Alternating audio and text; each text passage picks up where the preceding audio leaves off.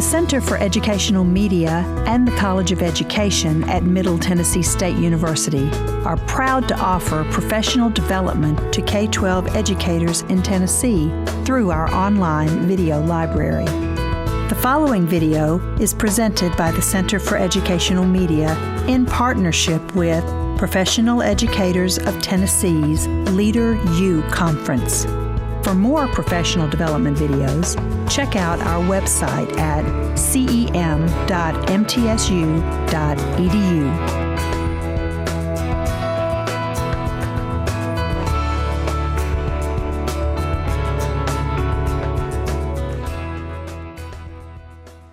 It is great to be here today. My name is Gail, and I just retired last year from Murfreesboro City, and I taught for 39 years. And I thought, it's time to do something different, right? After you've spent that much time. I love teaching. If I'd been a twin, I'd been coaching the other one out of the womb. It's what I've always wanted to do. So I started looking around at other jobs, right? Things I could do, because people will tell you, when you teach, you can do anything. Everything's open to you. So, yes, it is. But then you get into, is this a cubicle? Because I don't know if I can live in a cubicle. Do we get off for snow days? Because I really like that kind of excitement. It's not the getting off, it's the idea that everybody's so excited like it's Christmas. And I want to be excited when it snows. I don't want to be upset when it snows. So I had a long talk with my dog Gracie, and she's a boxer at home, and she was looking for a job too. And she was like, I've always wanted to be an SRO officer. And I thought, okay, how can we make this work? So I took a job with K-12, and I now teach online. And Gracie is the SRO officer in my house, and she walks back and forth. And she and I still enjoy and pray that it would snow this winter, and it didn't. But so I'm still teaching is the thing. When I got out of it, it was so sad. Even talking to you about it made me so sad to look for something else that I thought, I've got to teach, that's what I've got to do. So I teach online now, and it is so much fun. It is a different environment. I only dress from the waist up, I have staff meetings while I load my dishwasher. I listen as dedicatedly as I did in the school. So, but I can get my clothes folded and washed and all that good stuff. So it's really good. In this, I know you know what a centered circle is, and I know you know already about morning meetings. I know all this stuff isn't new to you. The reason I'm doing this is not for you, it's for me, because in my entire career, there are things that you find that are big life changers, right? That change the way you look at what you're doing or how you do it. And responsive classroom was one of those for me. I was like, into my 25th year when I went, and I thought afterwards, if I'd done that the very beginning of my career, I don't know what I would have been, by then, or what my classroom would have looked like on the moon or whatever. But it was a game changer for me, and it's when I got really involved in looking at environments and how they work as the third teacher, the teaching partner in the classroom.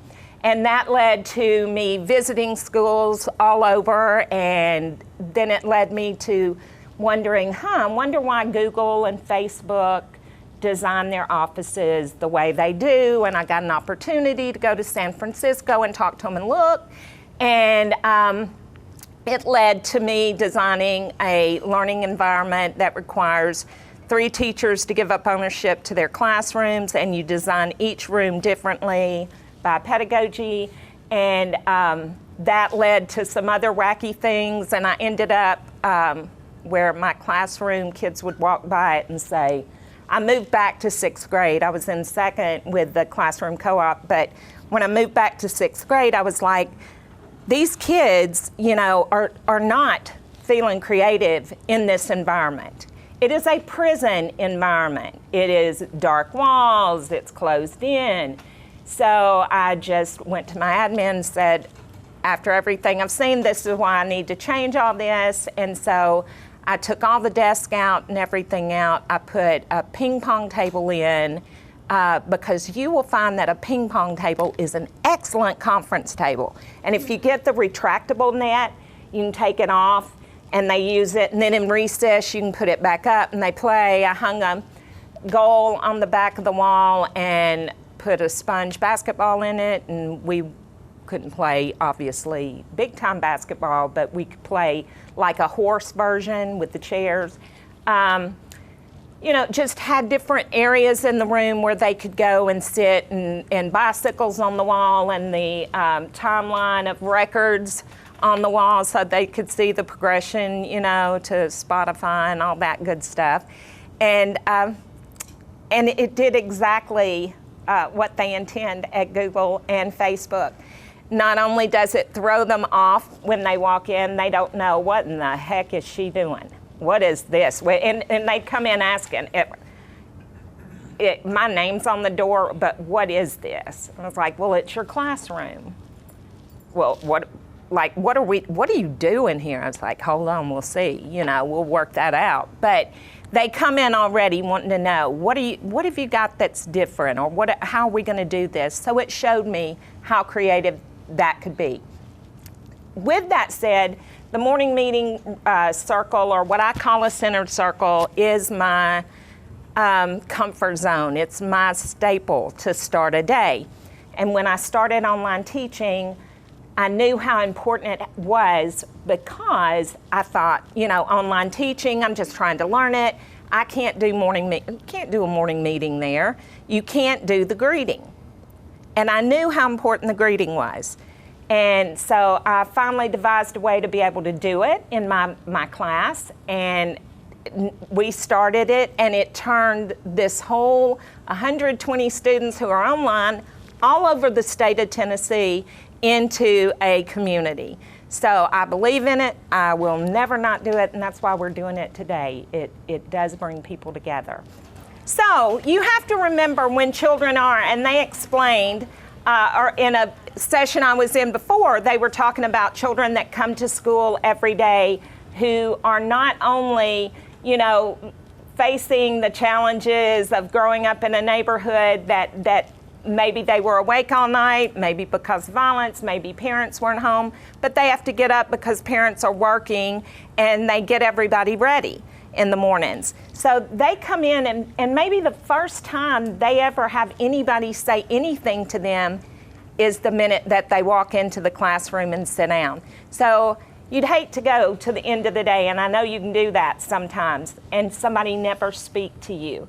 So it's a way of meeting together and stopping. The other thing that you're going to be able to do when you do that, and I do think this is life-changing, I beg you to do a morning meeting, is, and if you do departmentalized, do it at the beginning of every class. You can fit the standards in there. Believe me, I've shown how you can do it. So when you look in the faces of your kids, you can tell immediately if something is terribly wrong. You can see it written on their face, the way they say hello. So after your morning meeting, when everybody's moving back, you have an opportunity to kind of step back and take them over to the side, or see that things start going correctly, or if they need to talk to you about anything. You can also see new haircuts, and if they went wrong, and you have that first opportunity to say, oh, I love your haircut, it's so cool. And then everybody takes, oh, right, they do that instead of somebody going, ooh, did you get your haircut? And then, somebody goes to pieces over it. So it is a great way to look everybody in the eye and see your kids and just do a check to make sure that things are going okay up until this point. And if they're not, you have a way to correct that. I asked the question, why are you here? And in my classroom, I would ask, everyone would respond to that.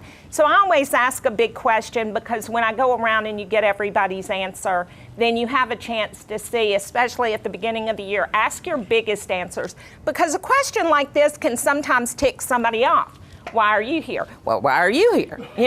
And they can take it so many different ways. So you get a chance when you ask something like that, even though it's simple, is you get a chance to, again, get a read. Which my kids are funny, which my kids have the same sense of humor I do, which of them are evaders, which of them are already mad at me before the school year ever began. You can see some of those things take off. Another way to do that is, of course, through writing.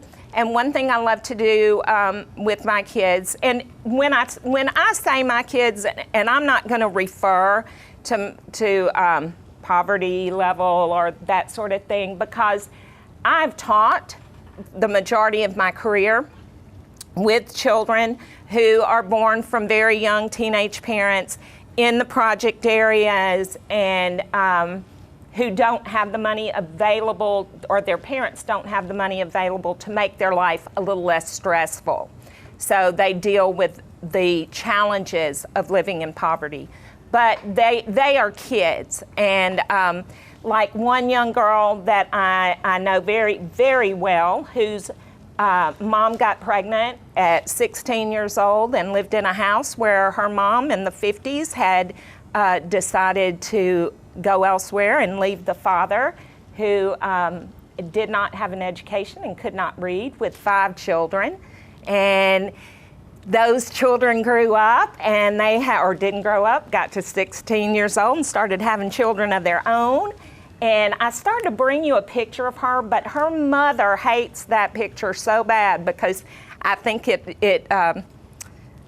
she was upset that somebody took a picture of a group of kids and I wasn't wearing a shirt. I was 3. So my mother was young. If you read about where I should be because of the things that have happened that I couldn't control in my life, and really my parents couldn't control in their life, I read through things on poverty sometimes and I think, ooh, I think I might have this, or ooh, I bet I have that. Maybe I shouldn't have gone to school. Maybe but none of those things happened for me. And my parents worked very, very hard. And my father started out as the janitor, where he ended up retiring as the vice president. And we had a great life, but education was very important in my house. My parents were that wise, so it was never an option. And that's why I'm here. But you don't know you're poor sometimes until you go to school. And I can tell you that my parents loved me just as much as anybody else's parents loved them. And I had aunts and uncles who watched out for me. And I even had some neighbors who either lived above or right next door who were always there to pick us up. So when you look at your kids, don't feel like that you think that they are necessarily treated badly. The way you see them is the way that you're going to treat them. And the way you treat them is the way they're going to turn out. So it's important that we always remember that. And you remember that the one thing that got my family to where we are today, and I love where we are today, is education. So am I passionate about education? Absolutely. Sold on it. The one thing people ask you when they consider why are you here, and I start this out with my kids every single year. And I've not taught below 2nd grade, so I'm sure it's not probably going to get across to a 1st grader or a kindergartner, but I let my kids know why I'm here. Students in general now have an identity crisis. Our kids really don't know who they are. They don't know what it means to be American. They don't know what it means to be Tennesseans.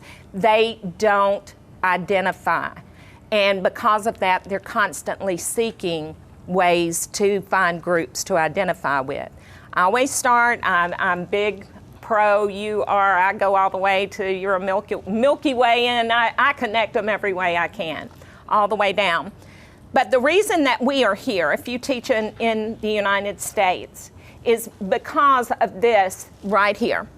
We hold these truths to be self-evident, that all men are created equal, that they are endowed by their Creator with the certain unalienable rights, that among these are life, liberty, and the pursuit of happiness. And those things cannot happen if our kids can't read. Those things cannot happen if our kids can't do math. They cannot maintain their life if they don't know the ways to get to the most current tools, understanding of the most current research. They can't sustain liberty for any of us if they don't use their own minds, if they don't know how to make their own decisions, and they can't do that without an education, and pursue their happiness. And that's where some of us have to let things go. Please don't identify your happiness and put it on someone else. You may absolutely want to spend the rest of your life working 24 hours a day in any situation, if you want to be a doctor or whatever, and that's your love and that's your goal, that's your happiness. But it is the same type of happiness that someone that wants to work a day and come home in the afternoon and pick up a fishing pole and walk down to the river and fish. And that's how they want to do it. So you can never determine what a child's happiness is going to be for them. You just have to prepare them to have the choice. And that's what I tell them. I'm not going to tell you what to be, but I want you to be able to choose. So if you grow up and you're 18 years old and you choose to go to college because that's what you want to do, and you go, fine. But if you really don't want to do it, but you could go, that's what a choice is. So I always want them to know that I'm here to make sure that they have the tools to claim this right. So we're going to talk about 6 conversations that I think starting off your year, and I love that this is in the spring and not as the year started. So if you want to use some of these, I will tell you the things that I've been shared with, things that have helped me with teachers by my side and great administrators. I've always been fortunate to work with the most wonderful people, the most innovative people, the most supportive people. So everything that I tell you today, there's a poem, I'm every person I've ever met, I'm every teacher I've ever met. So it comes from somewhere. But there are 6 conversations that help me immensely with the communication for the rest of the year and getting to where you guys are talking about, where you want to be, where you can actually focus on empowering them, helping them find the realistic pathway to the tools they're going to need. The biggest thing that kids face when they live with parents who are dealing with poverty issues is the remoteness. Now we think about that when somebody lives out, right? In urban areas, we know that there's a difference in their internet and their resources when they live in rural towns. The same thing when you live in a pocket where, you know, the socioeconomic level is so much lower. So that's like in our town, there are centers just like there are in Nashville, and this is actually one of them. And these people sometimes never get out of there. They never leave that area unless they're coming to school. So the only vocabulary our kids hear is vocabulary that comes from here. The only vacation they ever hear is maybe about what someone else said. The only things they see are the things that happen on this street. That's their world. I was in New York one time and I could not get out of Chinatown. Could not get out, scared. It was starting to get dark. I didn't know how to get back. Nobody in there could tell me how to get to Times Square. And it's because they'd lived there. When I got back to the hotel, I asked the concierge, I was like, what in the world, why they don't know where Times Square is, they're like 3 miles away. He's like, they never leave. They never leave that area. Of course, that's not every one of them, but I understand that because I still have family that live exactly in that same neighborhood. So they don't get out, they don't see things. So you have to be the eyes for your students. You have to be that gateway. You have to be that vacation. You have to tell them. That's like right now, if I was with them. I am on a, a jet lag ride right now, because I just got back this weekend from Ireland. And the flight, the 6-hour difference. Now, it didn't play with my daughter at all, but of course she's almost 30 years younger. And that's what I try to remind her because she's not very sympathetic. I'm like calling her today. Hey, Erin Ashley, are you feeling kind of woozy? No, Mom, I'm not. Okay. So, but anyway, so you've got to be that eyes. You've got to share with them. You've got to share the life things that you're passionate about. Of course, their values, you know, the things that are very important to them. I had a child, I took kids every year for a week to Land Between the Lakes. And we went in and got in the cabins one of the first days that I took a group. And one of my students started packing all of her stuff under the bed on the floor, her sleeping bag. And I went up to her and I was like, you put that on the bed now. I know you know that. You're in 6th grade. You put that on. No. I can't do that. Well, why? And she said, well, because there's a window there. And I'm not allowed to sleep by a window. So different things she goes through because their house gets shot at sometimes. So she's not allowed to sleep by a window. And of course, that plays into the violence. Your values are determined a lot about the violence that you have to face or maybe accept, I think is the better word there. The first thing that you want to do when you start the year is you want to have a conversation with yourself. I listened to a whole TED Talk that was on teachers who are teaching in schools where children are struggling, and the teachers don't want to be there. They want to be somewhere else. And that being the biggest factor. That does play over to your kids. They know it, just like you'd know it if I didn't want to be here today. You could feel it all over me. And that puts up a wall with you.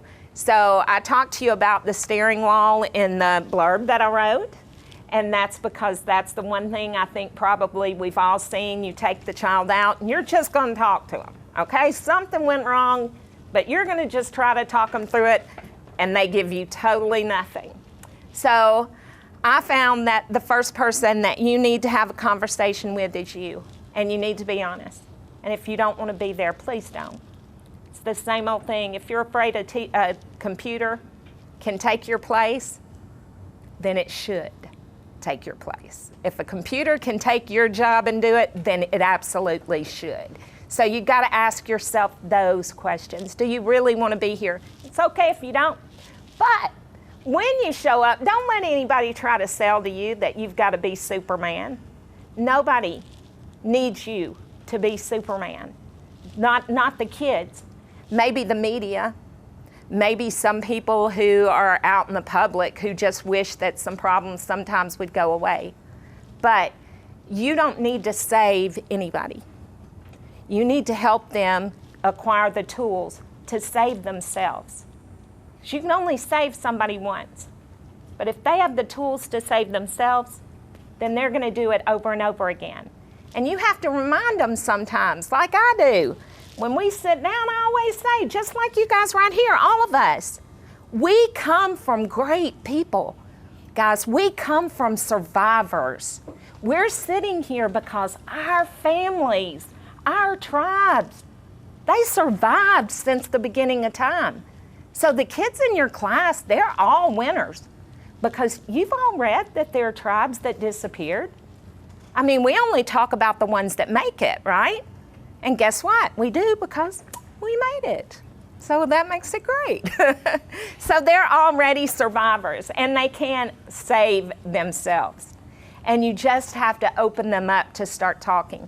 I will tell you that when they feel like that you are trying to give them a hand out instead of a hand up, that they get an attitude. They may not show you, but it hurts their pride. It will kill someone's pride. And if you can maintain their pride, that's the greatest gift you need to give them, is to be able to hold on to that pride, to find the things. You know, I always ask the kids at the beginning of the year, they have to write me a letter. And in the letter, they have to be their teacher from last year. So whoever their teacher was, let's say it was, Miss Cheney. And Miss Cheney taught them in 5th grade.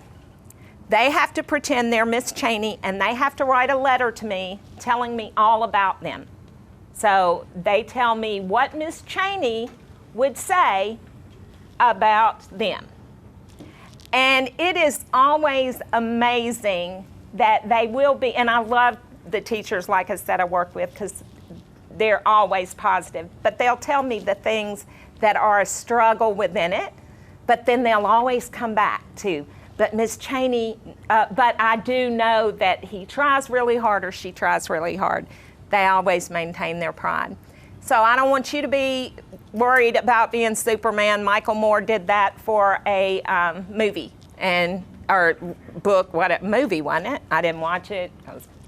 But here's what I took a picture of myself in Brooklyn on a window. Now I'm sure this was a joke, but at the time it struck too true for me. So if you read that, little or no funding or support, competence determined by poorly designed standardized tests, must be willing to take full blame for all education woes in recorded history. I think that's something that we do to ourselves sometimes, and I think that we need to relook at how much weight we carry on. So my message to you is the best thing you can do for your kids is to teach like you have a life. Because you're a salesman. You're selling education. Now, I have in groups made teachers come to me at the end, and you are welcome to do that they don't appreciate being called salespeople. But that is exactly what you are. And you are selling to people who don't necessarily want to buy. They didn't come out on a Sunday because they need a new car. They were kind of pushed into buying. But you are selling education. And how are you selling it? If you come in feeling like you've got to be Superman, feeling like you've got to handle all of this weight, and you got to look like this sometimes, as I did. Maybe I'm the only one that did that. Come in, put everything down.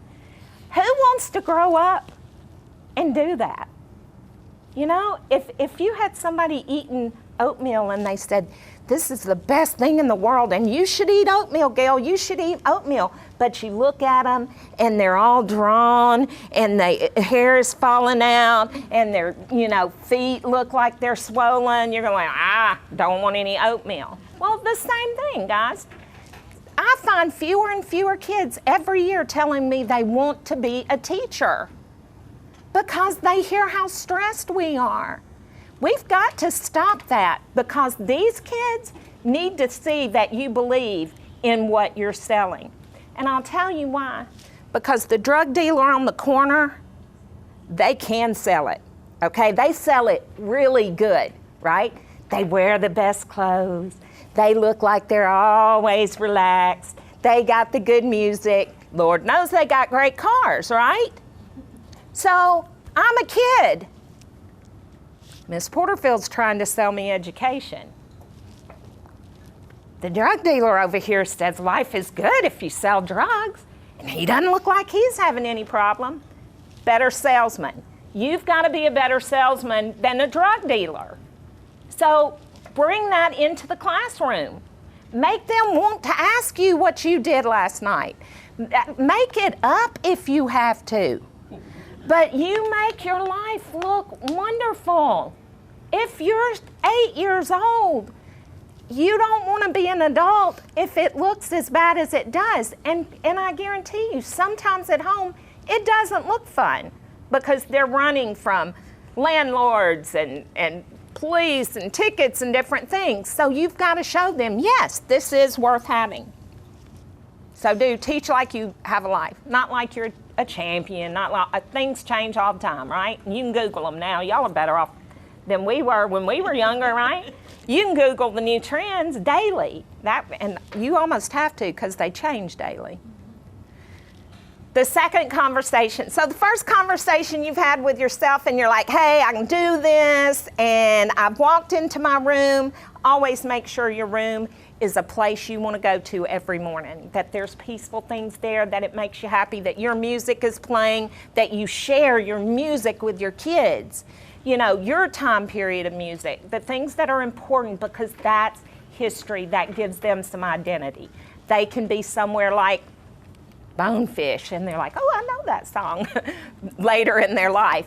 But you do want to share your experiences. So make sure your room is somewhere that you walk into every day and you're like, oh, I love it here. Because you want the kids to feel the same way. The second conversation you're going to have is with your parents.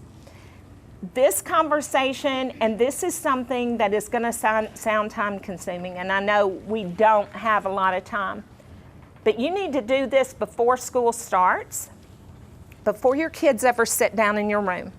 I don't know if you have kids like my kids, but sometimes my kids can, before they even sit down in the morning circle on the first half day of school, something can go wrong, okay? They needed to make sure they were seen, but something goes wrong.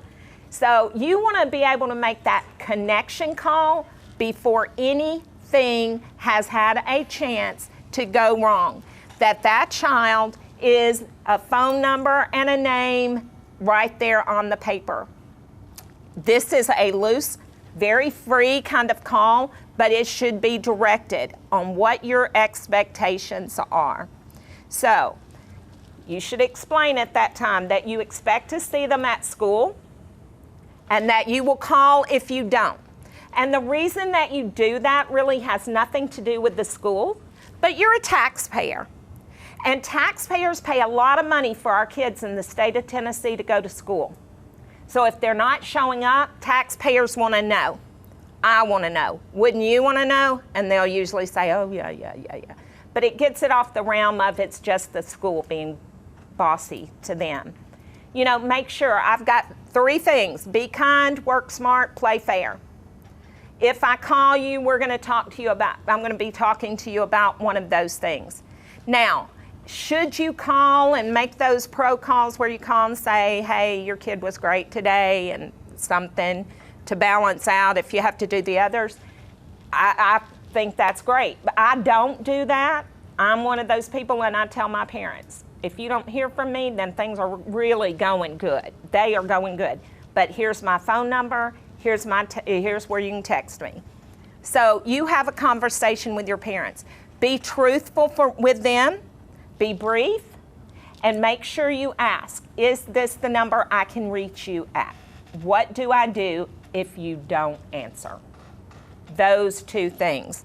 And the reason that's important to me is sometimes when I have a child that really doesn't go through the 3-step process of logical consequences and continues on, then I'm like, I don't have time to do this right now. So you go stand over here in the coat room. I call his parent on the phone. And I'm like, he's having a problem with behavior. You're going to need to walk him through it because I've got other kids to teach. And they go in there and they talk to their parents. And there's nothing more profound than a 6th grader coming out of the cloakroom crying because, Mama, I don't want to go home, Mama. And then the other kids are like, oh God, don't make her call my parents. All right, so conversations 3 and 5. So you've had a conversation with yourself. You have a conversation with your parents. Your parents are your partners, guys. You both are invested in the same person. So the next 3 are going to be the conversations you have with kids. And these conversations I have are to maintain pride, because pride and poverty don't always get along, but they always live together.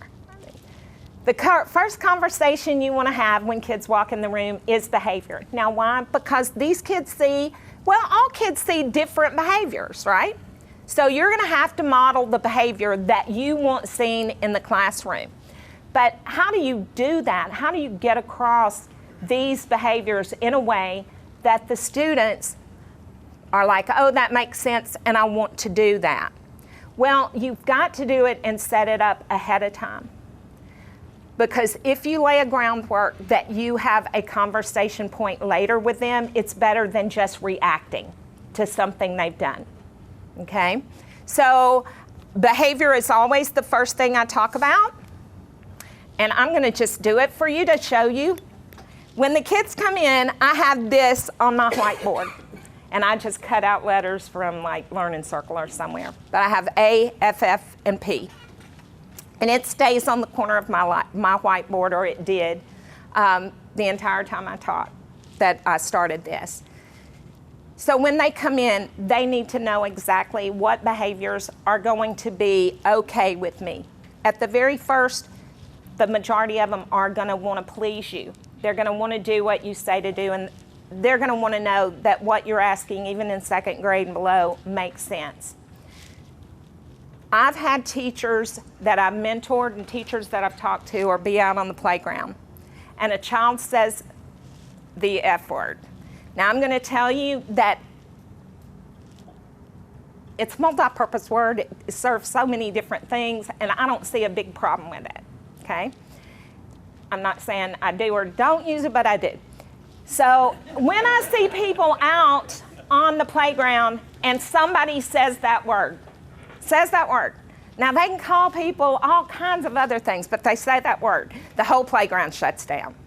Oh my God, oh my God. And they drag the child over and they tell the child, you know, that's just, you don't ever say that word. That's the worst word, and blah, blah, blah, blah, blah. And they go on and on and on about it. Well, here's the thing. That child's standing there in the steering wheel position, most likely because that's what his mom and dad say. That's what his family says. So you just haven't judged him or her. You've judged their whole family. There goes my pride, because my mom and dad say it. It's bigger than out on the playground. It always is. So I kind of put this, I put this in place, and I'm going to show you how it works to avoid different things like that. So, alone behavior. Now, we've all had alone behavior. Alone behavior is when you're in the house or somewhere, you're totally by yourself, right? So when you are totally by yourself, sometimes I will put on Beyonce, and especially the Check It Out one that she does, because I love the beat to it. And I will pretend I'm Beyonce in the living room. And I will try to do all kinds of dance moves that I am way too old to do, but I actually love doing. And I'll sing and I'll clean the house and I'll do that. I have a husband that I love more than this world itself. And he is fantastic, and he makes me laugh every single day. But he also can make me want to pull my hair out sometimes. I have a dog, Gracie. And I can tell Gracie when I'm alone all kinds of things if I get mad at him.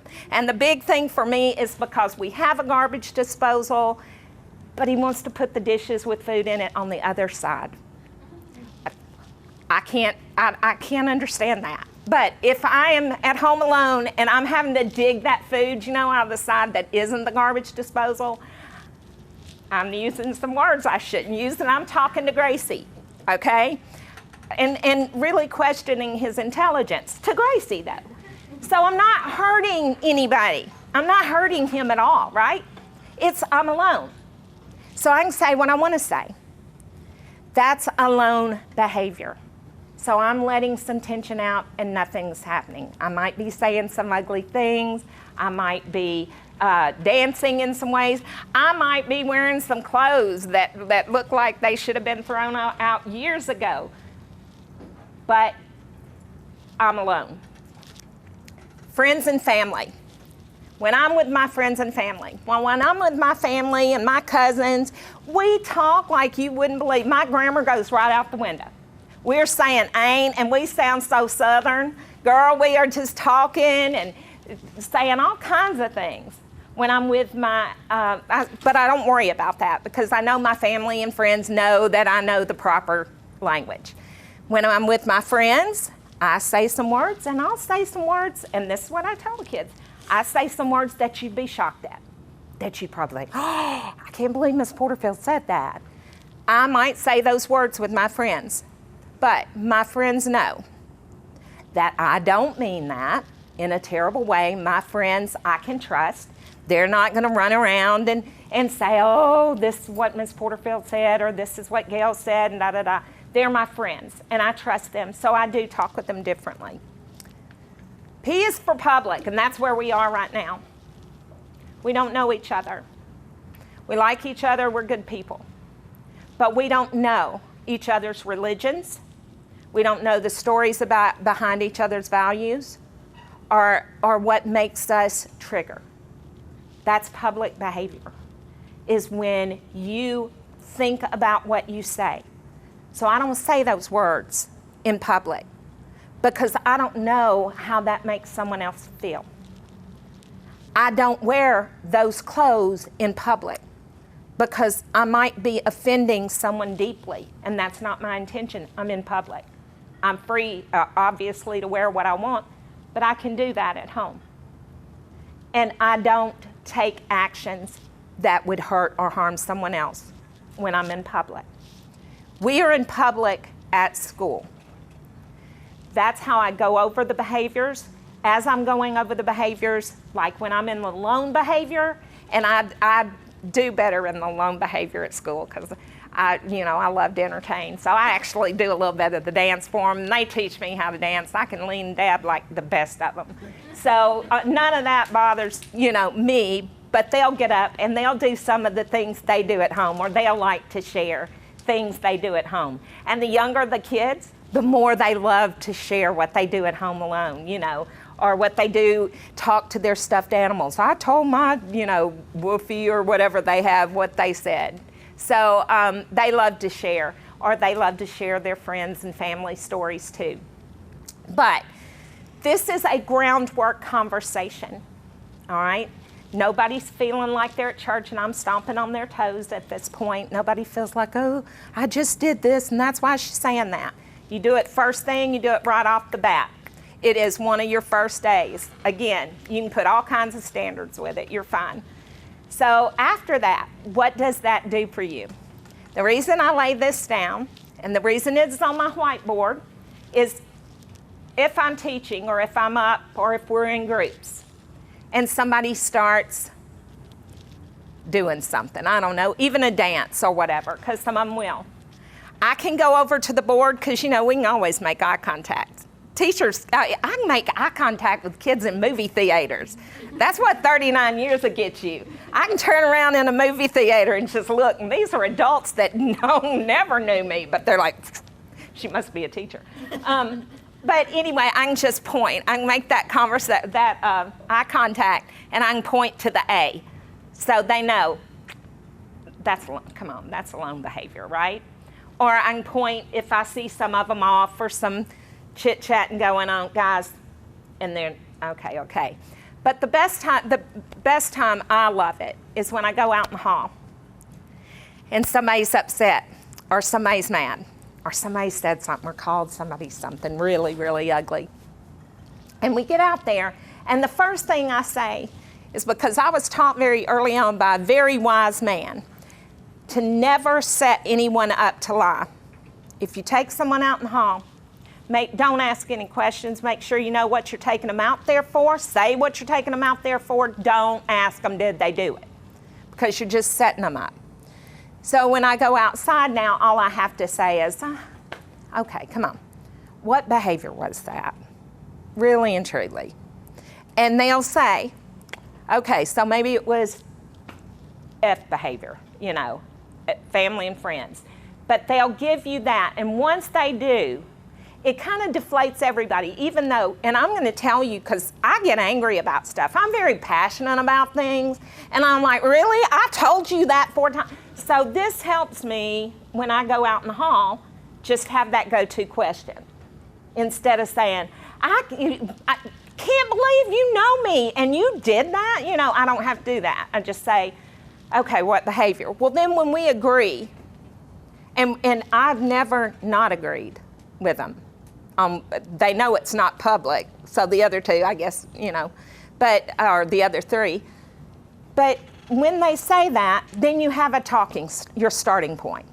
And they're like, okay, so that was, and the only thing I do have, if someone calls someone a name using curse words or whatever, and we get out there, sometimes they will say family. That's family behavior.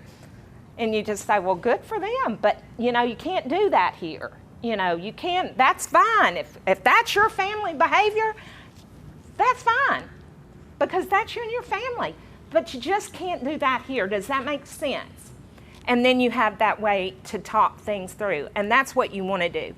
You want to be able to talk things through. Because if you can talk things through with them and they can talk things through with you, there's a chance that when they get out in the real world, they'll take a stab at trying to talk it through. All right, so that's the friends. Then rules and requests, and this one is pretty short, quick, because you absolutely know what rules are. But here's what surprises me about a lot of schools that I see that struggle, is they don't know the difference between what is a rule and what is a request. And if you come from a setting where you are made to pay dearly for the rules, where you feel like your family is always controlled by rules because you have no money, you see other people who you think do similar or the same things, but they don't have to pay because they do have money. Knowing the line between rules and request in your classroom is paramount and vital for your success, for the success of your kids. Rules come with consequences. And if it can't happen in your classroom, then there should be a consequence that comes with it that lets them know straight up, I don't want to do this again. If it is a request, it makes things run smoother, okay? So it is a request that you come to school neatly.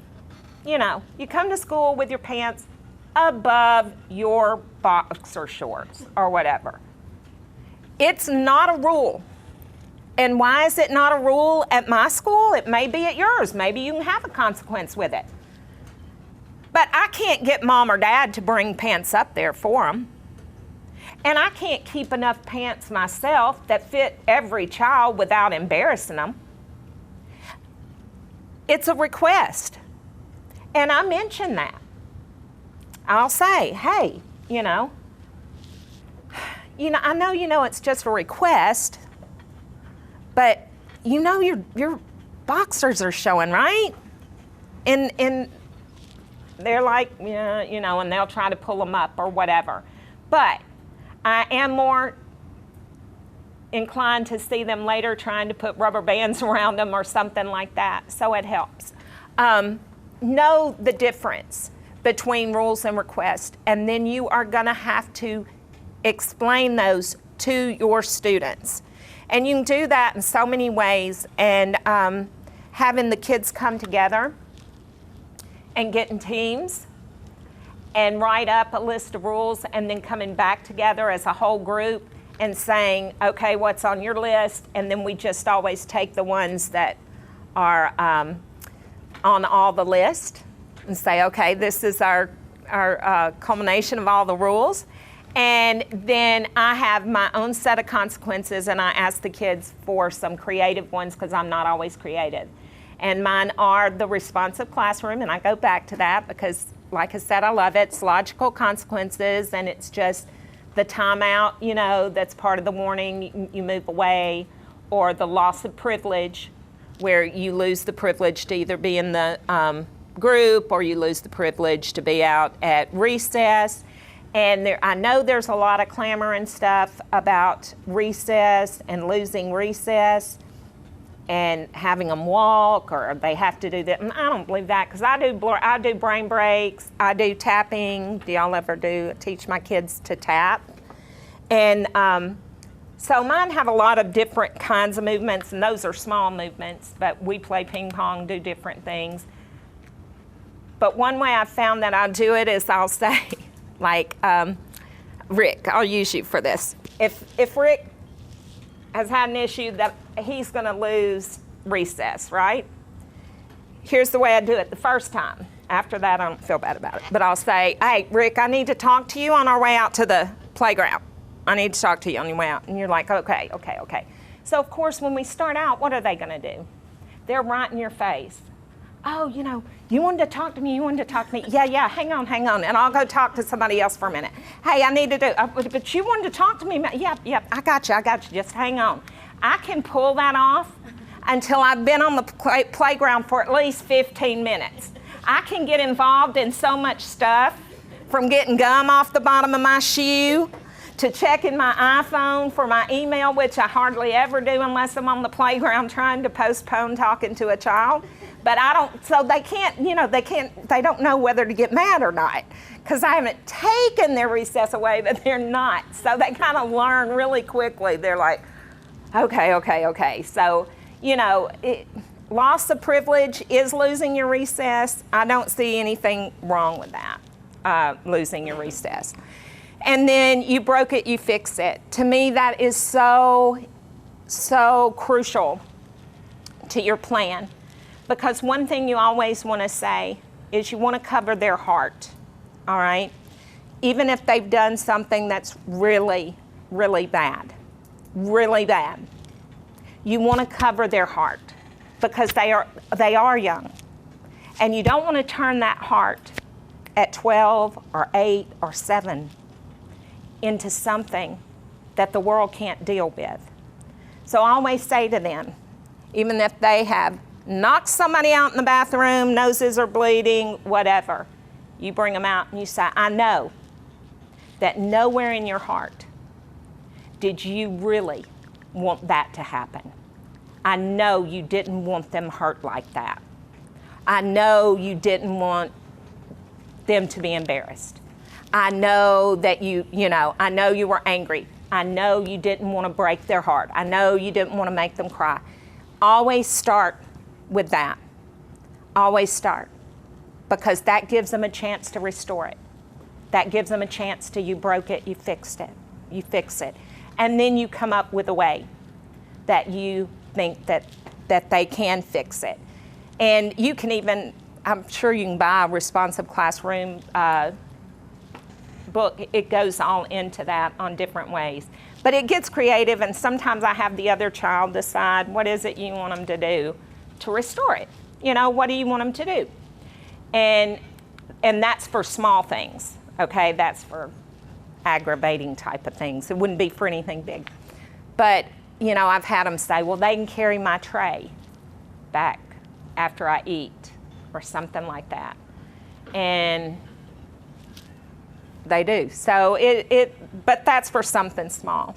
So know your rules and requests. Make sure that your rules have a consequence. And if you have a rule, then it's a rule for everybody that sits in that room. Okay? It's a rule for everybody that sits in that room. And some consequence is going to have to follow that, and it should be the same. These kids have to see that, to believe that you believe. And if you don't believe in it, make it a request. If you think, oh, I really can't punish, it's a request. It's not a rule.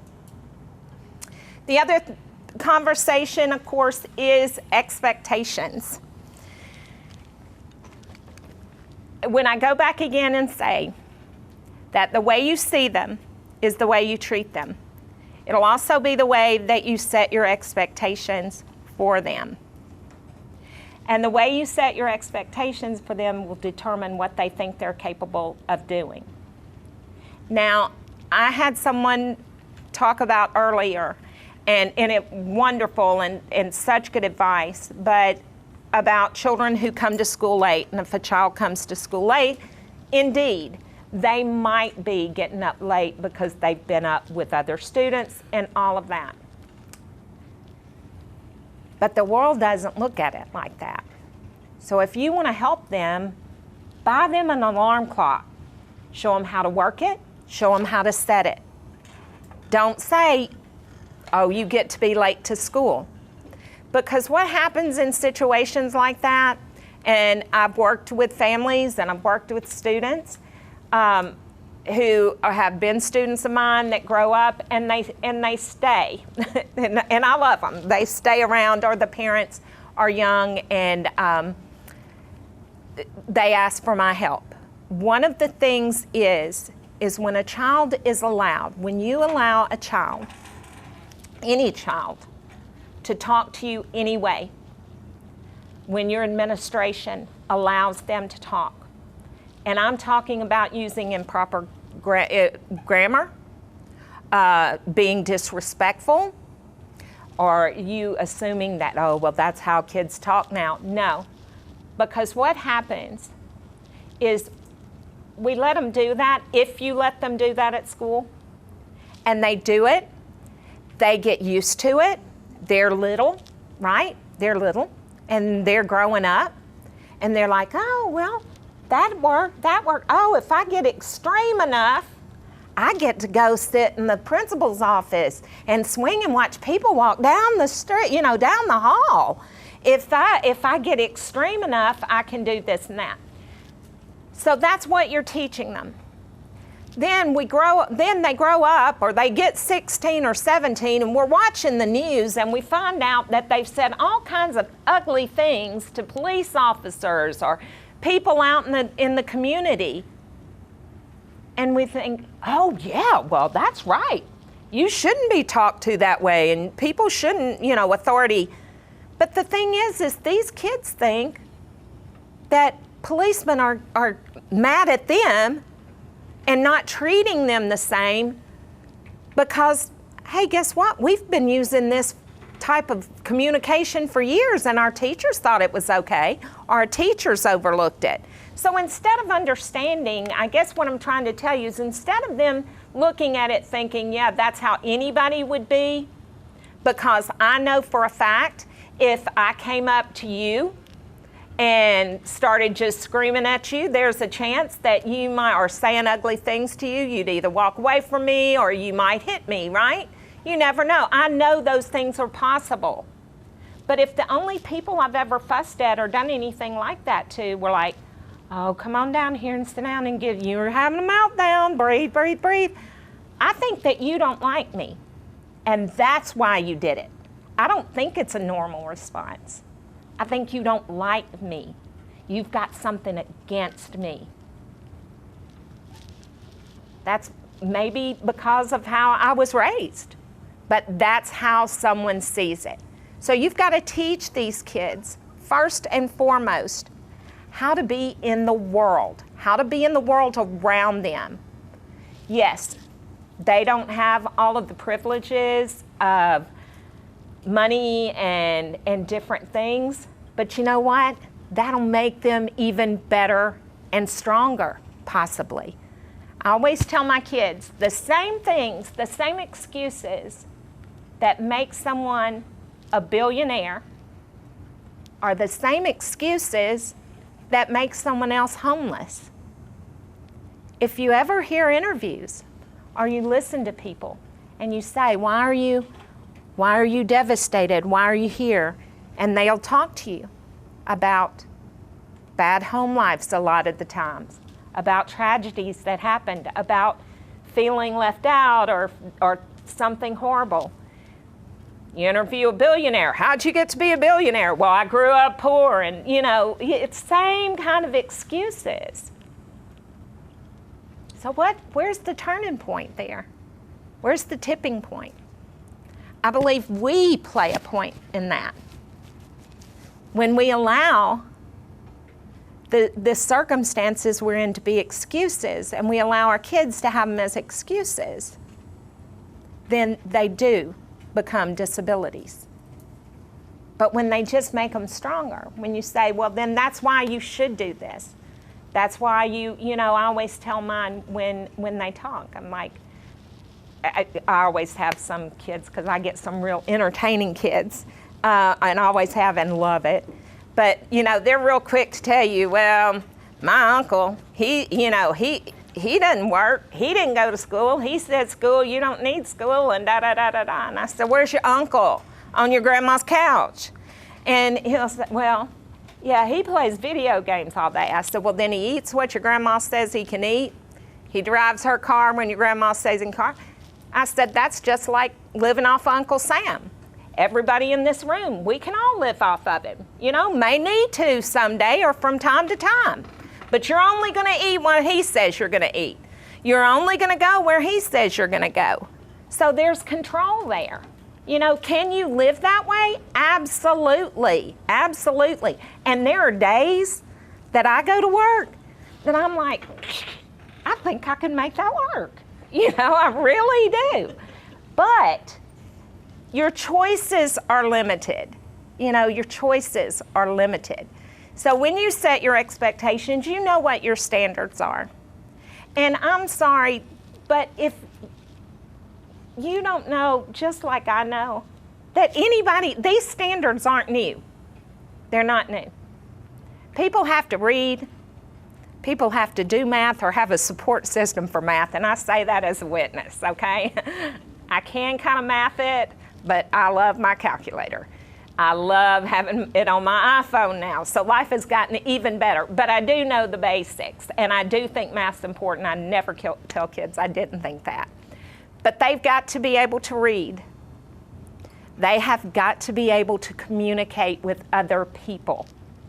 They have got to be able to communicate with you, because you are their first touch with the outside world. And they don't have to get along with you. They don't have to think you're wonderful. But they have to be able to communicate, because you've got something that they need desperately. And they don't know they need it, and they're not sure they want it. So you have got to be a great salesman that makes them want to chuck it all and pay more for a car than they really can afford. The last one is with your stakeholders. We talked about before the limitations in vocabulary come because of the remoteness of where they live and where they're exposed to and what they do, right? They don't see a lot of magazines. There are not a lot of magazines in the home, and a lot of extra books and that sort of thing, and the conversation is very limited. And most of my kids' parents, they work 2 and 3 jobs. They work hard. So they're gone a lot of the time. So the conversation isn't there either. And now we're so limited based on iPhones and TVs that they're not playing outside as much anymore. And that's not parents' fault either. That's our community's fault. When our kids can't go outside and play because we've got worried somebody's going to pick them up or something's going to happen, that's adults' problem, but it's not the parents' problem. I have grandchildren of my own, and my son and daughter-in-law struggle with that, is their kids don't get to go out and play like they did when we were little. It's not that they don't want to, they're scared to death to let them sometimes. You need to talk to your stakeholders, because you need people in there helping you sell this. So you find the people in your community that are successful. You talk to ball players. You talk to anyone that you can get in touch with. And don't have an agenda for them. Don't worry about it. Just tell them to come in your room and tell them about what they do. I had a mayor come in my room one year that made everybody want to be the mayor when he left, including me and the administrator at my building. She was like, "Oh, I think I'm going to run for office because it sounds so cool." He was so passionate about what he did. Find your council members. Find like we've got Nissan near us. Find the people that work there where these kids can reach out.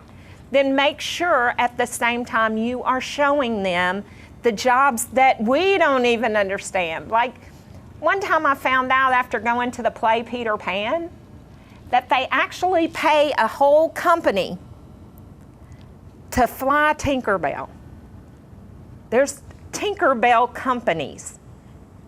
And that's the company, that's the business. And they go to all of these community theaters and to Broadway and everywhere, and they sell you the Tinkerbell, and they're in charge of it. So you pay for it. I thought, is that not the most awesome job in the world? You've got to share that with your kids, and not only do they do it, they offer 3 different, like she can just be a light, a pink light, all the way up to the hologram. Okay, now, so it's like, But you've got to tell your kids about those. You've got to research them with them. What are their loves? If they love theater, then you start trying to sell them theater jobs, because these kids haven't seen those. They haven't seen that.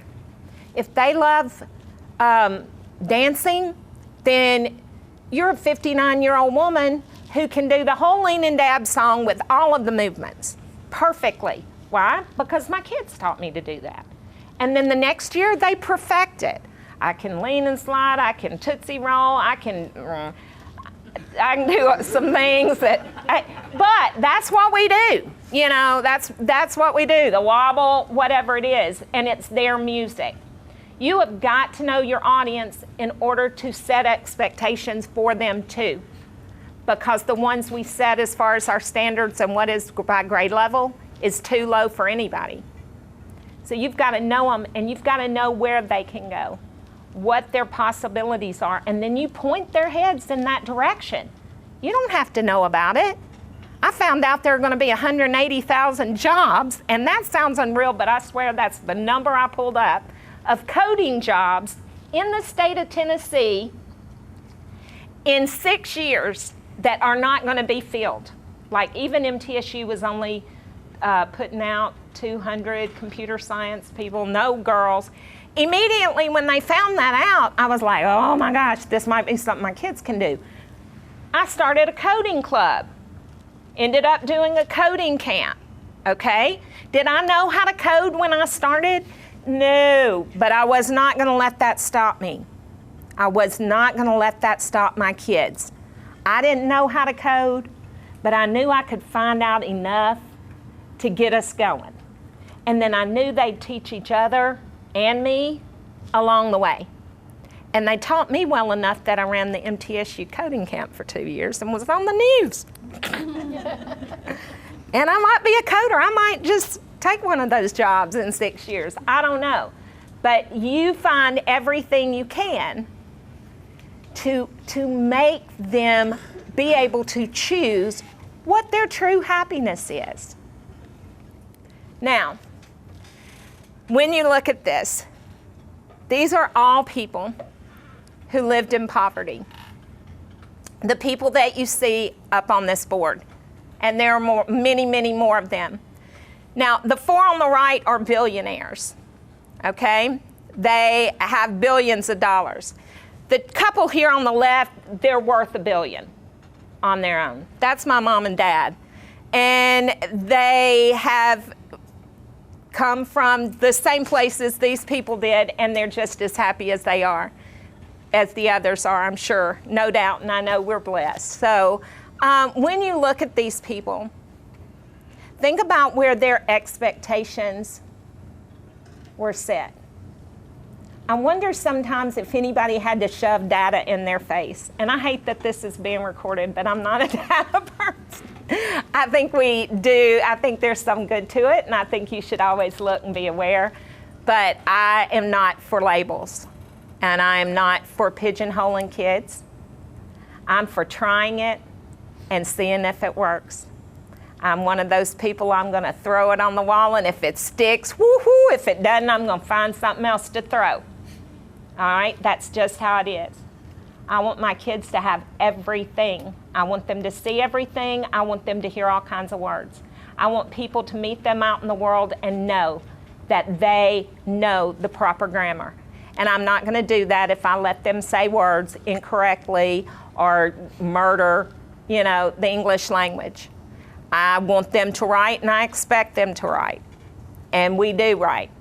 So if, just like I said before, you realign your expectations or you lower them,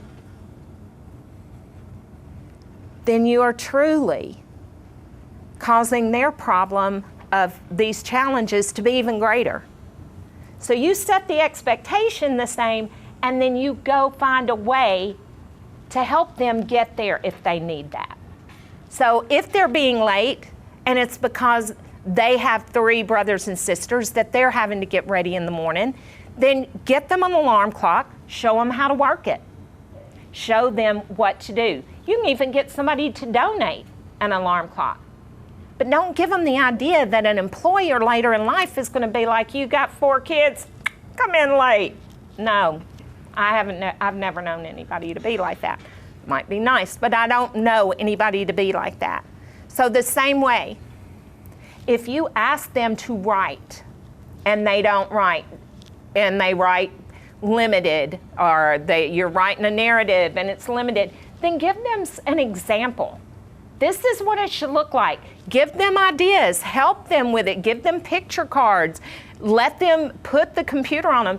You realize that kids profit more in this type of setting with technology than your kids that have everything at home. The big movement now is, technology is not needed, And some of the big people in San Francisco, the tech whiz, they send their kids to schools that there's no technology.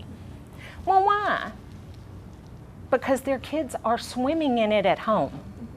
They're swimming in it. Our kids are not. So our kids actually benefit more from technology. I will tell you that Go Noodle is fantastic for breaks during the day. It's fantastic for your kids. It's fantastic for you. If you've never used it, try that. The other one is, which is what I call an equalizer, which will help you speed up the process of getting your kids on grade level, or at least near, is Read Theory. Has anybody in here ever used Read Theory?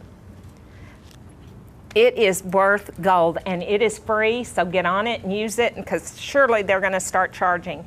It will do all your progress monitoring. The articles are on point. There is research now. They've done the research to make sure that it is a prescriptive reading platform, so a child takes a placement test. When they take the placement test, it places them on the grade level, and then as they answer the questions, it moves them up and down. You get a printout. You can put it in their permanent record. The kids love it. They do it at home. My online kids even love it and do it. So Read Theory is a great equalizer there. It is a great way to get the kids caught up. It's something they can do on mom's smartphone too. So really good things there.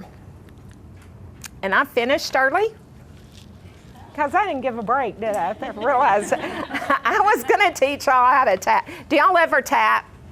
Do a tap with your kids?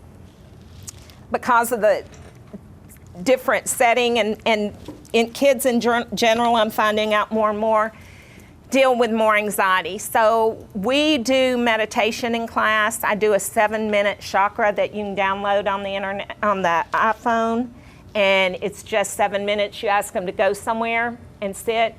People swore they wouldn't do it, but they do, and they beg for it if something's happening and you're, in a day where you're like, no, we can't meditate today. They, please do.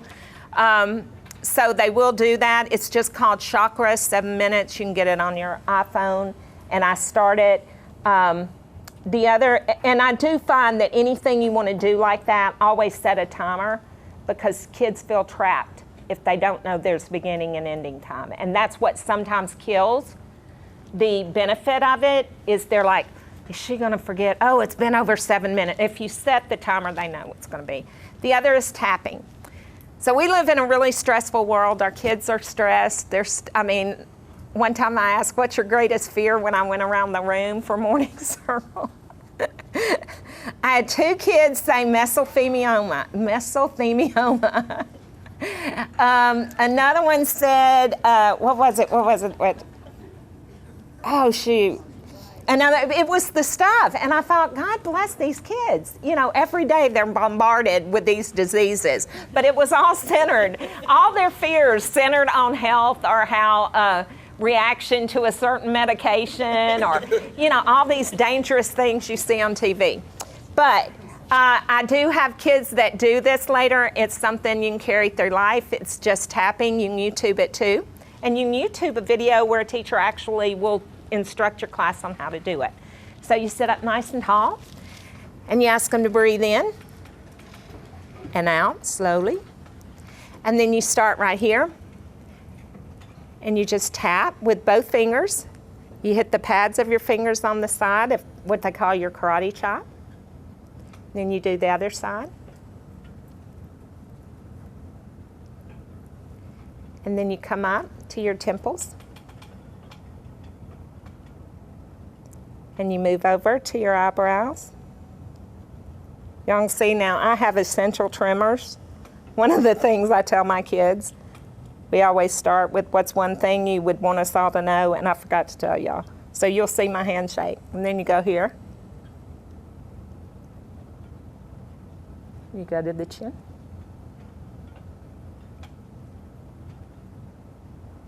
And you end here, just on your bone. And you wouldn't think, and we did it very, very quickly. It usually takes about 3 to 4 minutes to do it, because they breathe. And I'm not going to say, nobody complains about it. They'll do it in the morning.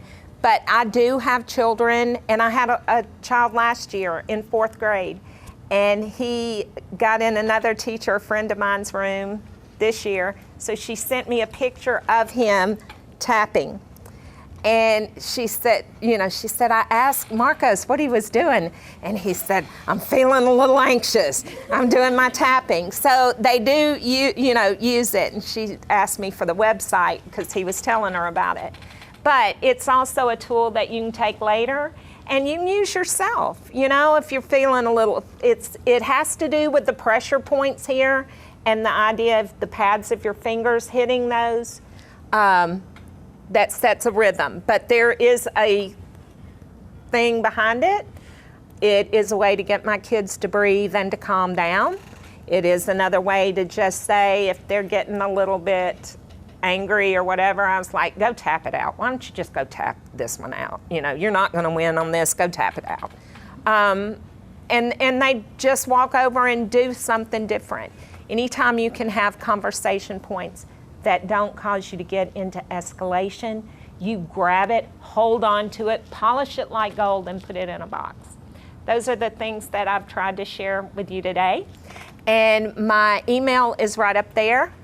If you ever have anything that you'd like to share with me, I absolutely love it. And of course, I'd always get back to, but I am every teacher I've ever met, and I appreciate having the opportunity to be with you guys this afternoon. I know I the whole way through, and I hate that, but if you do have some ideas or something you want to springboard off of what I said, please send it to me, because it will help me. And remember, I'm online too. So have a great day.